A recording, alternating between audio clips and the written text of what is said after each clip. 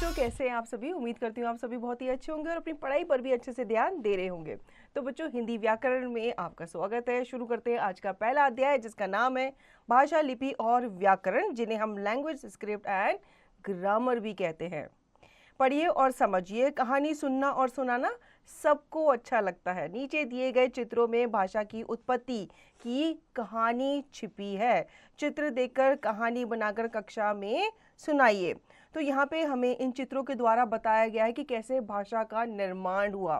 पहले के ज़माने में जो पुरुष हुआ करते थे, उनको बोलना नहीं आता था, तो वो अपनी बातें इशारों से दीवारों पे लिखकर इसी तरीके से वो कन्वे करते थे। धीरे धीरे भाषा का जब निर्माण हुआ तो उन्होंने बोलना शुरू किया। पाठ प्रवेश। प्राचीन काल में जब भाषा नहीं थी, तब मनुष्य अपनी बात दूसरों को बताने के लिए इशारों या संकेतों का प्रयोग करता था, लेकिन इस तरह से वह अपनी सभी बातें या विचार दूसरों को समझा नहीं पाता था। तब उसने मुख से कुछ आवाज़ें और ध्वनियाँ निकाली और उनको निश्चित अर्थ प्रदान किए। इस प्रकार भाषा का विकास हुआ होगा। साधारण भाषा में कहा जा सकता है कि मनुष्य अपने विचारों या भावों को प्रकट करने के लिए जिस साधन का प्रयोग करता है उसे भाषा कहते हैं। जैसे उपयुक्त चित्र में नेता बोलकर और लड़की लिखकर अपने विचार प्रकट कर रही है, वहीं श्रोता सुनकर व दादाजी पढ़कर बातों को समझ रहे हैं। वह साधन जिसके द्वारा हम अपने मन के विचारों को बोलकर या लिखकर दूसरों तक पहुंचाते हैं और दूसरों के विचारों को सुनकर या पढ़कर समझते हैं, क्या कहलाता है? भाषा कहलाता है। अब हम जान लेते हैं भाषा के कितने रूप होते हैं। भाषा के दो रूप होते हैं। कौन कौन से, ये हम पहले भी पढ़ चुके हैं। मौखिक भाषा और लिखित भाषा। इनको विस्तार पूर्वक जान लेते हैं। मौखिक भाषा क्या होती है? जब व्यक्ति अपने मन के भावों और विचारों को बोलकर व्यक्त करता है तो वह भाषा का मौखिक रूप होता है, जैसे बातचीत करना, भाषण देना, कहानी सुनाना आदि। लिखित भाषा क्या होती है? जब व्यक्ति अपने मन के भावों और विचारों को लिखकर व्यक्त करता है तो वह भाषा का लिखित रूप होता है, जैसे पत्र लिखना। अब आप जिससे बात करना चाह रहे हो, अपने मित्र से अपने विचार व्यक्त करना चाह रहे हैं, अगर वो आपसे दूर है, ठीक है, तो आप कैसे उससे बात करोगे? या तो आप उसको फ़ोन करोगे या आप उसको क्या लिखोगे? पत्र लिखोगे। दैनिक जीवन में हम मौखिक व लिखित भाषा का ही अधिकांश प्रयोग करते हैं। भावों या विचारों को दीर्घकाल तक सुरक्षित रखने के लिए लिखित भाषा ही प्रयोग की जाती है। जैसे जो महान नेता हुआ करते थे, उनकी जीवनी वगैरह लिखी जाती थी ताकि हम उसे पढ़कर उनके बारे में जान सकें। भाषा के लिखित रूप को हम कई रूपों में संभाल कर रख सकते हैं। इस रूप के द्वारा ही ज्ञान, विज्ञान, साहित्य एक पीढ़ी से दूसरी पीढ़ी तक पहुंचता है। मौखिक भाषा को सीखने की आवश्यकता नहीं पड़ती। इसे हम अपने घर परिवार से अपने आप सीख जाते हैं, लेकिन लिखित भाषा को लिखने के लिए अभ्यास की आवश्यकता होती है। अब मौखिक भाषा जो होती है, इसको हमको सीखने की ज़रूरत नहीं होती, क्योंकि हम अपने जो परिवार के सदस्य होते हैं उनसे बोल बोल कर या उनसे सुन सुन कर सीख जाते हैं। लेकिन लिखित भाषा को हमें समझना होता है, उसका अभ्यास करना होता है। तो हम बोली जान लेते हैं। बोली क्या होती है? सीमित क्षेत्रों में बोली जाने वाली भाषा के रूप को बोली कहा जाता है। क्षेत्र विशेष के अनुसार उसमें कुछ विभिन्नताएं आ जाती हैं। बोली का कोई लिखित रूप नहीं होता। मगही, मागधी, मैथिली, राजस्थानी, बुंदेलखंडी आदि कई ऐसी बोलियां हैं जिनका प्रयोग भारत के भिन्न भिन्न भागों में किया जाता है। हमारे देश में पहले 18 भाषाओं को मान्यता मिली हुई थी, किंतु अब उनमें 4 बोलियां और जुड़कर उन्हें भी भाषा का रूप दे दिया गया है। तो अब कितनी हो गई हैं? 22 हो गई हैं। जो बोलियां भाषा के रूप में मान्य हैं वे हैं डोगरी, मैथिली, बोडो तथा कोंकणी। इस प्रकार अब भारत में निम्नलिखित 22 भाषाएं प्रचलित हैं। कौन कौन सी? पहली तो है हिंदी, दूसरी है संस्कृत, उर्दू, नेपाली, पंजाबी, बांग्ला, मैथिली, सिंधी, तमिल, तेलुगु, कन्नड़, उड़िया, असमिया, बोडो, डोगरी, कश्मीरी, मलयालम, मराठी, संथाली, मणिपुरी, गुजराती, कोंकणी। अब हम बात करते हैं लिपि की। किसी भाषा को बोलने के लिए हम ध्वनियों का प्रयोग करते हैं और इन ध्वनियों को लिखने के लिए कुछ चिन्ह निर्धारित होते हैं। इन्हीं ध्वनि चिन्हों के लिखने के ढंग या विधि को लिपि कहते हैं। किसी भी भाषा के लिखने की विधि को लिपि कहा जाता है। तो बच्चों लिपि हमें बताती है कि किसी भाषा को लिखने की विधि क्या होती है, उसे कैसे लिखा जाता है। प्रत्येक भाषा की लिपि अलग अलग होती है। जैसे हिंदी व संस्कृत की लिपि क्या है, देवनागरी है। इस प्रकार अंग्रेजी भाषा की लिपि रोमन, पंजाबी भाषा की लिपि गुरुमुखी और उर्दू भाषा की लिपि है फारसी। भाषा लिपि अब यहाँ पे कुछ भाषाएं दी गई है, उनकी लिपि दी गई है, ये भी हम जान लेते हैं। पहला है हिंदी, इसकी लिपि है देवनागरी। संस्कृत की भी देवनागरी है। बांग्ला की है बांग्ला। अंग्रेजी की है रोमन। उर्दू की है फारसी और पंजाबी की है गुरुमुखी। अब हम बात करते हैं व्याकरण की। भाषा की शुद्धता व एकरूपता को बनाए रखने के लिए व्याकरण का योगदान अत्यंत महत्वपूर्ण होता है।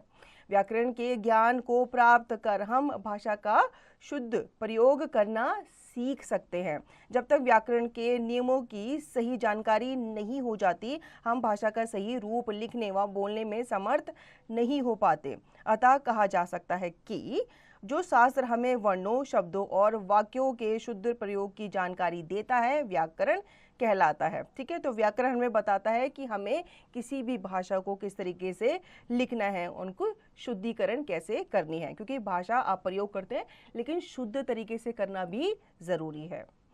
वाक्य शुद्ध है या अशुद्ध, इस बात का पता वही व्यक्ति लगा सकता है जो व्याकरण का ज्ञान रखता है।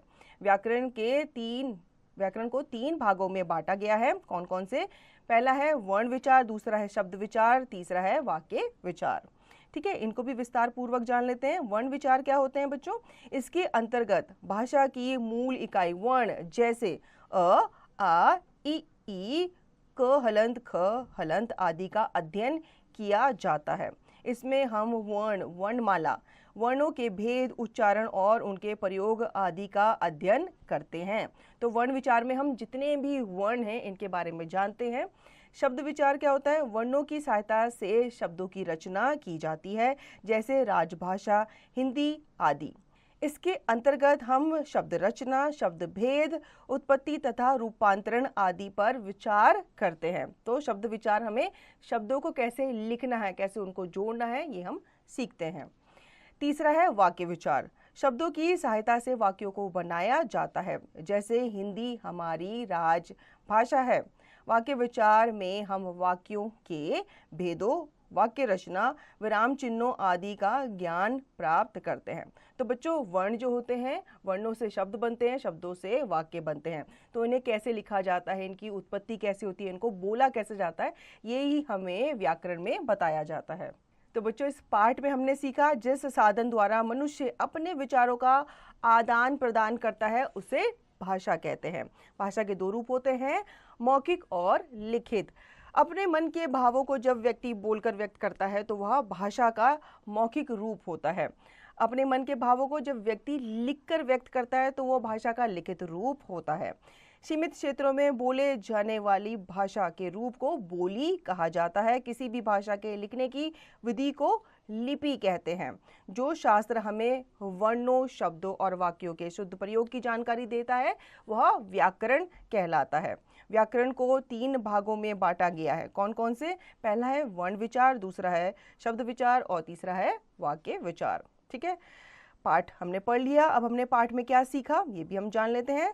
सोचकर बताइए, भाषा से आप क्या समझते हैं? ठीक है, तो जिस साधन द्वारा मनुष्य अपने विचारों का आदान प्रदान करता है उसे भाषा कहते हैं। ठीक है, इसी प्रकार आप बाकी के प्रश्नों का उत्तर स्वयं देंगे। हम बढ़ते हैं आगे। अब लिखिए, सही विकल्प पर सही का निशान लगाइए। ठीक है, यहाँ पे कुछ हमें प्रश्न दिए गए हैं, विकल्प के साथ हमें सही विकल्प पर सही का निशान लगाना है। जैसे पहला है भाषा कहते हैं, किसे कहते हैं? पहला, भावों के आदान प्रदान के साधन को, लिखने के ढंग को, भाषण देने की कला को या फिर इन सभी को। तो यहाँ पे भावों के आदान प्रदान के साधन को हम भाषा कहते हैं। तो पहला जो है इस पे आप सही का निशान लगाएंगे।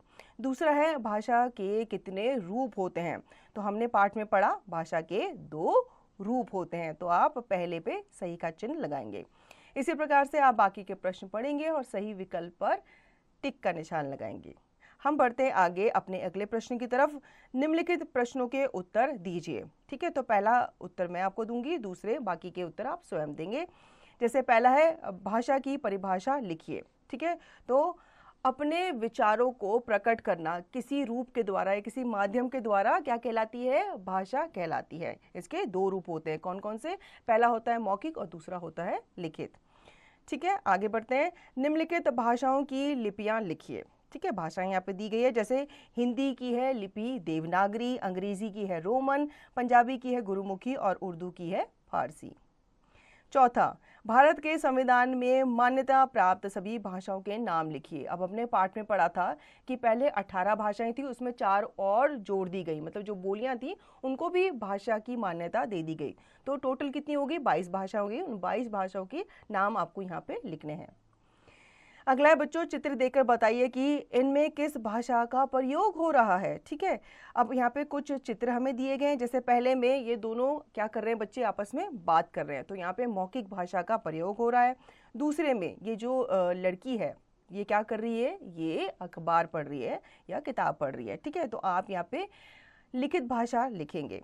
अगला जो है शिक्षक पढ़ा रहे हैं बच्चों को, तो यहाँ पे वो बोलकर समझा रहे हैं। ठीक है, तो यहाँ पे हम मौखिक भाषा लिखेंगे। इसी तरीके से आप बाकी के चित्र ध्यान से देखेंगे और जो भी भाषा का प्रयोग यहाँ पे हो रहा है वो आप लिखेंगे। आगे बढ़ते हैं। सही वाक्य के सामने सही तथा गलत वाक्य के सामने गलत का निशान लगाइए। जैसे कि पहला है, हिंदी हमारी राजभाषा है। बिल्कुल सही। ठीक है, तो आप यहाँ पे सही का निशान लगाएंगे। ख, सीमित क्षेत्र में बोली जाने वाली भाषा बोली कहलाती है। ये भी सही है। इसी तरीके से आप बाकी के वाक्य पढ़ेंगे और सही और गलत का निशान लगाएंगे। हम बढ़ते हैं आगे, आओ कुछ करके देखें। इंटरनेट यूनिकोड की मदद से भाषा मानव के लिए ईश्वर का सबसे बड़ा वरदान है। वाक्य को अलग अलग भाषाओं में अनुवाद करके एक प्रिंट आउट लेकर अपनी व्याकरण की उत्तर पुस्तिका में चिपकाइए। तो इसके लिए आपको क्या करना है? इंटरनेट से सर्च करना है कि भाषा जो है वो मानव के लिए ईश्वर की एक बहुत बड़ी देन मानी जाती है, एक तरह से वरदान माना जाता है। तो इसको आपको क्या करना है? अलग अलग भाषाओं में इसका अनुवाद करना है और फिर इसका प्रिंट आउट निकाल के आपको अपनी हिंदी की व्याकरण पुस्तिका में चिपकाना है। तो बच्चों, आशा करती हूँ आपको ये अध्याय अच्छे से समझ में आ गया होगा। इस अध्याय को आप पुनः दोहराएंगे और इसका निरंतर अभ्यास आप करते रहेंगे।